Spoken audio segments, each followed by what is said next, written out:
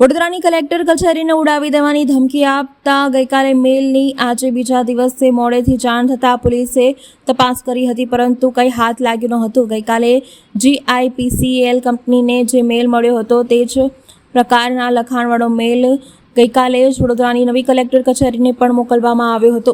GIPCLના MDના મેલની જાણ તરત જ કરવામાં આવી હતી અને ચેકિંગ કરી લેવામાં આવ્યું હતું, પરંતુ ગઈકાલે કલેક્ટર કચેરીમાં જાહેર રજા હોવાથી કોઈએ મેલ ચેક કર્યો ન હતો.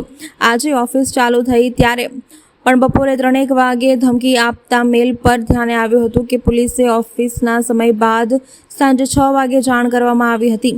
કર્મચારીએ કચેરીએ મળેલા મેલની ગંભીરતાને બીજા દિવસે સમજાઈ હતી, પરંતુ પોલીસ તુરંત જ એક્શનમાં આવી હતી અને ઉચ્ચ અધિકારીઓએ બોમ્બ સ્ક્વોડની મદદ લઈને આખી કચેરી ફેંદી નાખી હતી.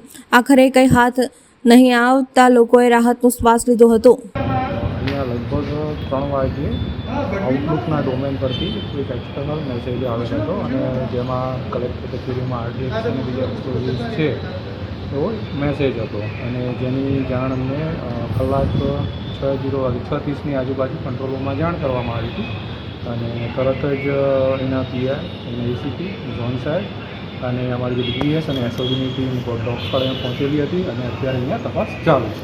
સર, અત્યાર સુધી કોઈ શંકાસ્પદ વસ્તુ આપણા હાથે? હા, અત્યાર સુધી જે ડોગ સ્કોડ તપાસ કરી રહી છે, અત્યાર સુધી કોઈ પણ વસ્તુ એવી શંકાસ્પદ વસ્તુ મળી આવી છે.